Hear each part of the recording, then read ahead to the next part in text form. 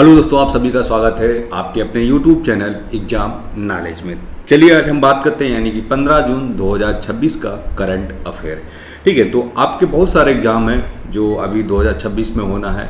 बहुत सारे एग्जाम हैं जिसकी आप तैयारी कर रहे हैं, तो उसके माध्यम से हमारी जो डेली एक करंट अफेयर की जो क्लास चलती है, मतलब डेली के जो करंट होते हैं वो डेली 10 MCQ की बेस जो है वो क्लास होती है। तो प्लीज़ आप लोग जो है इस क्लास को डेली आप देखिए, क्योंकि बहुत सारे क्वेश्चन ऐसे होते हैं करंट के जो बहुत इंपॉर्टेंट होते हैं आपके आने वाले एग्जाम के लिए। तो प्लीज़ रिक्वेस्ट करते हैं तो आप लोग इस क्लास को देखिए, अपने दोस्तों को भी शेयर करिए। ठीक है, तो शुरुआत करते हैं। जैसे कि हम पहले बात करते हैं यानी न्यूज़ क्लिप की बात करते हैं, जो हमारा न्यूज़पेपर में जो अगर लेटेस्ट की बात करते हैं, जैसे कि आप सबको पता है कि जो हमारे भारत के जो प्रधानमंत्री हैं वो फ्रांस गए हुए हैं। ठीक है, तो फ्रांस में बहुत से, जैसे कि फ्रांस में G7 का जो एक समिति का जो है उसका आयोजन हो रहा है, तो बहुत सी चीज़ें जो हैं वहाँ पे करंट के माध्यम से जो हम समझने का पूरा जो है वो प्रयास करेंगे। ठीक है, तो जैसे कि देखते हैं कि भारत और फ्रांस बन सकता है AI का ओपन सोर्सेस जो मॉडल। ठीक है, यानी कि अब आप सोच रहे हैं कि AI का ओपन सोर्सेस मॉडल जो है वो क्या है। ठीक है, यानी कि AI का ओपन सोर्सेस मॉडल वो होता है जो आप किसी भी सोर्स को डाउनलोड करके या उसको क्या है अपने अकॉर्डिंग जो है एडिट कर सकते हैं, जैसे भी आपको करना है। तो वो है एक ओपन रिसोर्सेस जो है मॉडल जो है वो कहलाता है। ठीक है, तो भारत और फ्रांस जो है बना सकते हैं AI का ओपन रिसोर्सेस जो है मॉडल।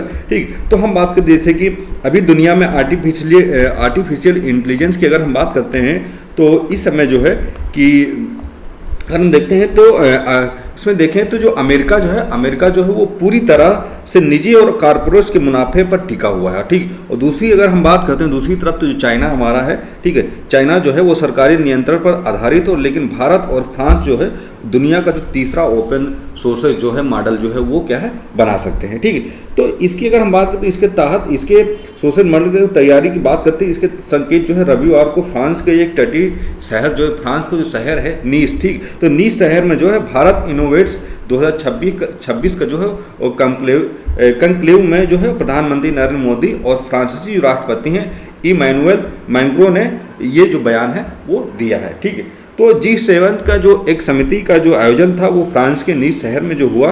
ठीक, तो वहाँ पर मोदी ने कहा कि एक दशक पहले भारत जो था वो दुनिया का, ठीक है, दुनिया से टेक्नोलॉजी जो है वो क्या अडॉप्ट करती थी, लेकिन अब का जो भारत है टेक्नोलॉजी जो है वो क्या है भारत जो है वो प्रोवाइड करता है।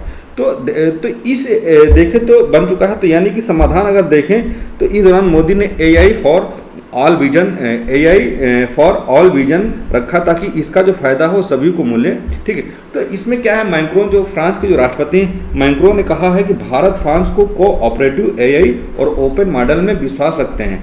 ठीक है, तो बता दें कि अमेरिका और सरकार ने राष्ट्रीय सुरक्षा का हवाला देते हुए दिग्गज कंपनियों को क्या है एक सबसे बड़ा जो एडवांस जो है मॉडल जो है क्या तैयार करने को बोला। ठीक है, तो हम ज़्यादा नहीं, जो इम्पोर्टेंट हमारे लिए एग्जाम के लिए उसके लिए बात करते हैं कि भारत ग्लोबल इनोवेशन लीडर, अब इसके साथ कौन इनोवेट करेगा, ये एक बड़ा सवाल जो है क्या पैदा होता है। ठीक, तो ओपन रिसोर्सेज क्या है, तो ओपन से जिससे मैंने बताया है कि ऐसा AI जिसका सोर्सेज जो है कोड डेटा होता है और आर्किटेक्चर दुनिया के लिए ओपन रखता है। ठीक, तो इससे कोई भी डाउनलोड करके और एडिट यानी कि क्या है उसको ओपन सोर्सेज को क्या है बदल सकता है। ठीक है, तो अब राष्ट्रपति मैक्रों ने कहा कि भारत को ग्लोबल इनोवेशन का जो लीडर बताते हुए कहा कि 1.4 अरब की आबादी वाला यह देश है जो हर साल 10 लाख से ज़्यादा इंजीनियर तैयार करता है, जो पूरे यूरोप और अमेरिका को मिलाकर बराबर है। तो अब सवाल यह है कि भारत के साथ कौन इनोवेट करेगा। ठीक है, तो ये चीज़ें जो हैं वो एक करंट का जो है वो मुद्दा बना हुआ है।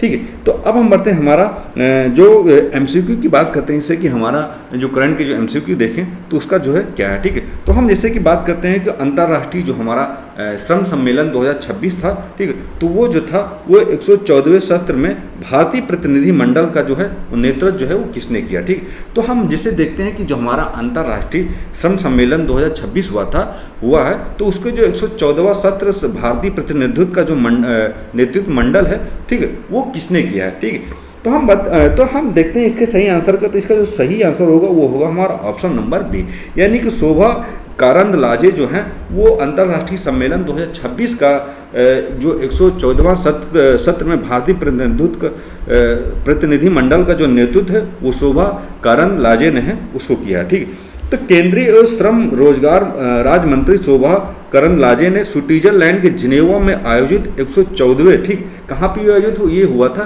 स्विट्जरलैंड जो था उसके जिनेवा में, जिनेवा शहर में क्या है ये सम्मेलन जो है वो क्या है आयोजित हुआ था। ठीक, तो 114वें अंतर्राष्ट्रीय श्रम सम्मेलन यानी कि इंटरनेशनल लेबर कॉन्फ्रेंस में भारतीय प्रतिनिधि मंडल का जो है नेतृत्व किया। इस सम्मेलन के दौरान वैश्विक श्रम सुधार, सामाजिक सुरक्षा और गिग इकोनॉमी और समावेशी विकास जैसे महत्वपूर्ण विषयों पर क्या है वो चर्चा हुई है। ठीक, अब हम बढ़ते हैं, हमारा अगला जो क्वेश्चन है कि जून 2026 में जारी ग्लोबल पीस इंडेक्स, कौन सा ग्लोबल पीस इंडेक्स में भारत का कौन सा स्थान जो है वो मिला है। ठीक, तो हम क्या बात करते हैं कि ये जो हमारा जून में जो हमारा ग्लोबल पीस इंडेक्स जो जारी हुआ है तो उसमें क्या है भारत का स्थान पूछा जा रहा है। ठीक है, तो अगर हम भारत के स्थान की बात करते हैं, इसका जो स्थान होगा वो होगा हमारा ऑप्शन नंबर सी, यानी कि 127वां जो है वो स्थान है। ठीक है, तो हाल ही में institute for economics and peace यानी कि IEP द्वारा ग्लोबल पीस इंडेक्स 2026 जो है वो क्या है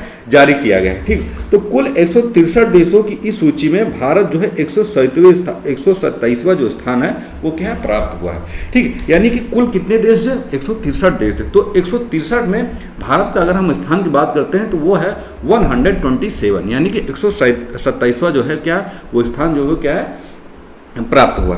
ठीक, तो यह सूचकांक किसी देश में घरेलू व अंतर्राष्ट्रीय संघर्ष, सुरक्षा और सैन्यीकरण के स्तर के आधार पर शांति का जो है वो क्या मूल्यांकन करता रहता है। ठीक है, अब हम बढ़ते हैं, हमारा अगला जो क्वेश्चन है कि हाल ही में किस भारतीय मूल के वैज्ञानिक को प्रसिद्ध यानी कि EMBO गोल्ड मेडल 2026 से क्या है सम्मानित किया गया है।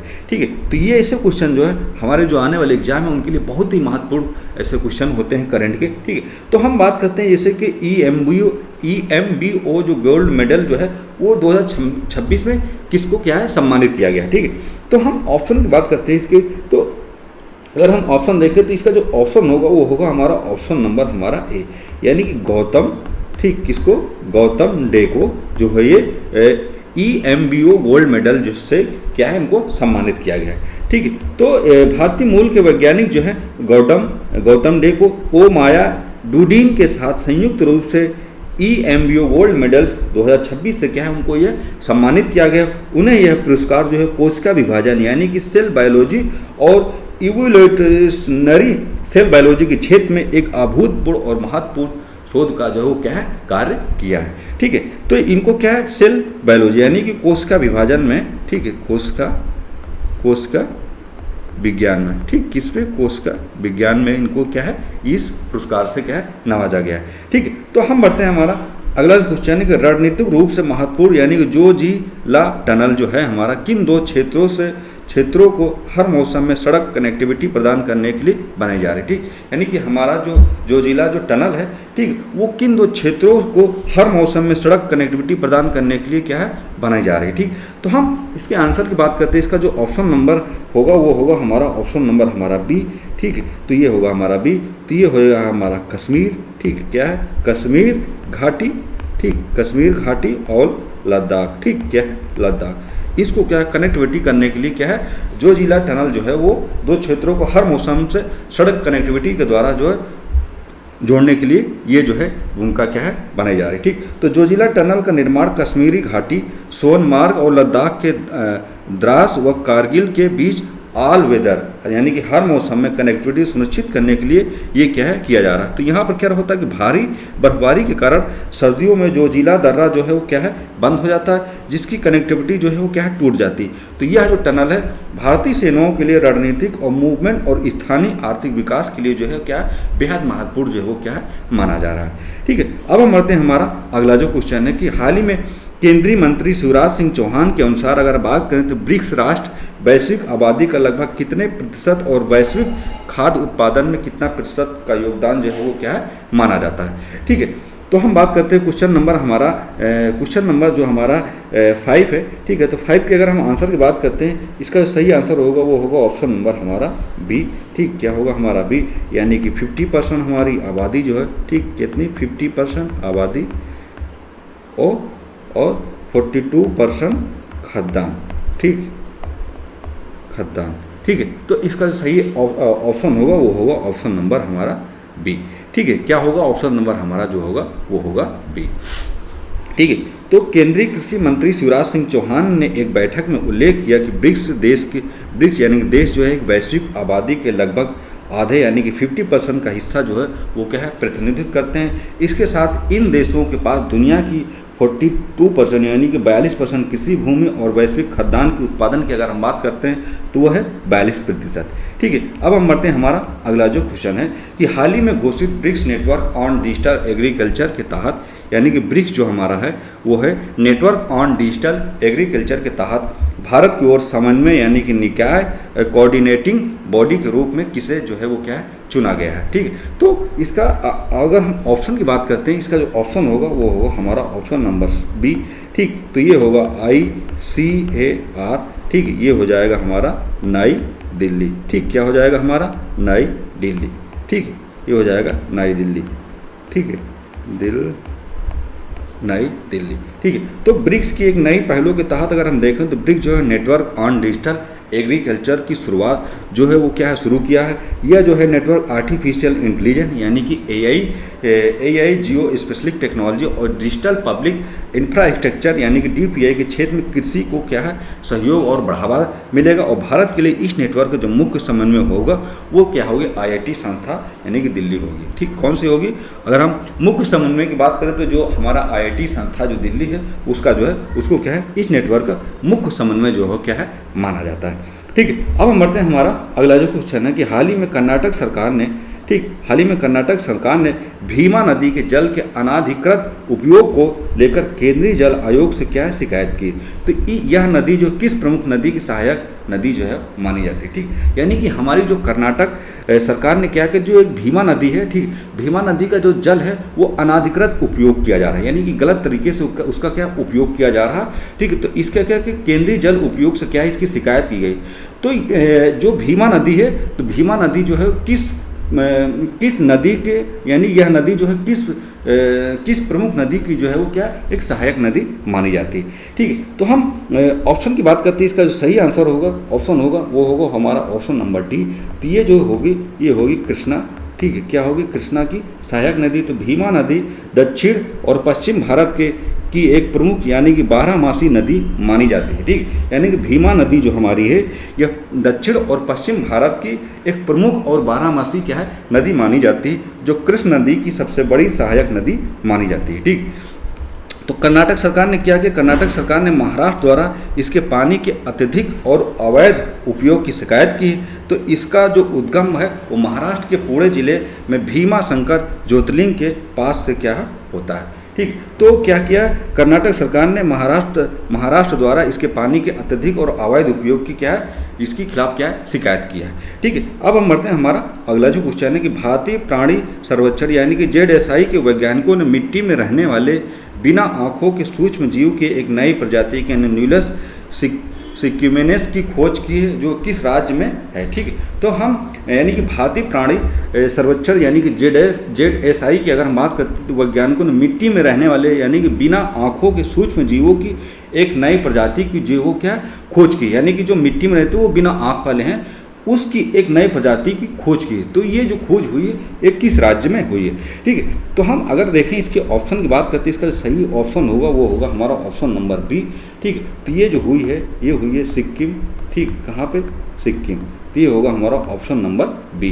तो जूलॉजिकल सर्वे ऑफ इंडिया की बात करें यानी कि ZSI की बात करते हैं तो वैज्ञानिकों ने सिक्किम के उच्च हिमालयी क्षेत्रों में क्या कि न्यूलस सिक्किमेनेसिस नामक कोलम्बोला की एक नई प्रजाति की क्या है खोज की है। तो भारत में पहली बार न्यूलस वंश की जो जीनस का कोई जीव जो मिला है, ये जीव पूरी तरह से क्या है बिना आँखों के होते हैं और मिट्टी के भीतर रहने का एक अनुकूलित उन्हें क्या है जो वो क्या है माना जाता है। ठीक है, अब हम बढ़ते हैं, हमारा अगला जो क्वेश्चन है कि वित्तीय वर्ष 2025 की अगर आंकड़ों के अनुसार अगर हम बात करते हैं तो हमारा डिजिटल वॉलेट ऐप जो है वो डाउनलोड के मामले में कौन सा देश दुनिया का सबसे बड़ा बाजार बनकर जो है वो उभरा है। ठीक, यानी कि अगर हम वित्तीय वर्ष की बात करें यानी हमारा जो बीता वर्ष है 2025 में, ठीक, तो हम बात करें कि हमारा जो डिजिटल वॉलेट है तो डिजिटल वॉलेट ऐप को डाउनलोडिंग के मामले में देखें तो कौन सा देश है जो दुनिया का सबसे बड़ा बाजार बनकर जो है वो क्या है उभरा है। ठीक है, तो हम बात करते हैं इसके आंसर की। ठीक है, सही आंसर का तो बात करते हैं, इसका जो सही आंसर होगा वो होगा हमारा ऑप्शन नंबर सी। ठीक, क्या होगा सी, तो ये हो जाएगा हमारा भारत। ठीक है, तो भारत जो है हाल ही रिपोर्ट के अनुसार अगर बात करें तो वित्तीय वर्ष यानी कि 2025 में डिजिटल वॉलेट ऐप डाउनलोड के मामले में दुनिया का सबसे बड़ा बाजार बन गया है जो भारत, जहां पर 44 मिलियन, कितना 44 मिलियन यानी कि 44 करोड़ से अधिक ऐप्स जो है वो क्या है इंस्टॉल किए गए हैं भारत में। और डिजिटल वॉलेट जो है डाउनलोड में सालाना जो है 12%, ठीक कितना 12% की क्या है वो क्या है वृद्धि करती है। ठीक, क्या करती, वृद्धि करती है। ठीक है, अब हम बढ़ते हैं हमारा अगला जो क्वेश्चन है कि यूनिफाइड पेमेंट्स इंटरफेस यानी कि जो हमारा यूपीआई होता है उसकी अगर हम फुल फॉर्म की बात करते हैं तो वो होता है हमारा यूनिफाइड पेमेंट इंटरफेस। हाल ही वित्तीय रिपोर्ट के अनुसार वर्ष 2025 में कुल कितने लेन देन यानी कुल कितना ट्रांजैक्शन संशोधित किए गए हैं। ठीक है, तो ऐसे क्वेश्चन जो होते हैं बहुत ही एग्जाम में जो आने वाले क्वेश्चन होते हैं करंट के, ये ऐसे रिलेटेड बहुत ही इंपॉर्टेंट माने जाते हैं। ठीक है, यानी कि हम बात करते हैं कि वित्तीय वर्ष में जो यूपीआई ट्रांजैक्शन हुआ है यानी कि लेन देन जो हुआ, ठीक है, वो ट्रांजैक्शन कितना संसाधित किए गए हैं। ठीक, तो हम जैसे कि बात करते हैं क्वेश्चन नंबर हमारा जो 10 है, इसके सही आंसर की बात करते हैं तो वो हो जाएगा हमारा बी यानी कि बी, तो इसका हो जाएगा 228.5 बिलियन। ठीक, कितना बिलियन। ठीक है, तो बात करते हैं भारत स्वदेशी पेमेंट यानी कि यूपीआई यूनिफाइड पेमेंट इंटरफेस के शानदार प्रदर्शन करते हुए वर्ष 2025 में कुल 228.5 मिलियन डिजिटल ट्रांजैक्शन प्रोसेस जो है वो क्या है किए गए हैं। तो यह जो आंकड़ा अगर हम की बात करते हैं तो पिछले साल के मुकाबले 33% की साल दर यानी कि 33% की क्या है वृद्धि हुई है। ठीक, क्या है वृद्धि हुई है। ठीक है, 33% की वृद्धि हुई जो भारत में डिजिटल क्रांति, ठीक, भारत में डिजिटल क्रांति की मजबूती को क्या है एक प्रमाणित करता हुआ दिख रहा है। ठीक है, तो हमारा आज का जो यानी कि 15 जून का जो करंट अफेयर था तो वो फाइनली क्या है कंप्लीट हुआ। तो प्लीज़ आप लोगों से रिक्वेस्ट है कि प्लीज़ हमारी क्लास को लाइक करिए, सब्सक्राइब करिए, अपने दोस्तों को जरूर शेयर करिए। फिर हम मिलेंगे नेक्स्ट क्लास के साथ। जय हिंद, जय भारत।